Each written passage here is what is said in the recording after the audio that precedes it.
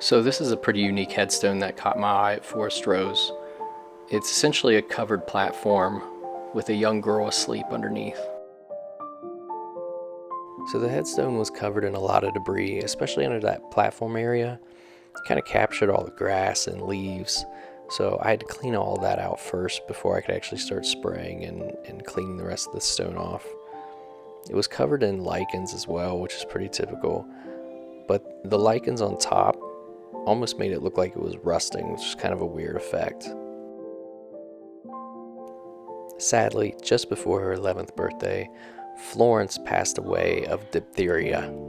Although unfamiliar to most people now, diphtheria was a leading cause of childhood death around the world before the introduction of vaccines. In fact, it was known as the scourge of childhood.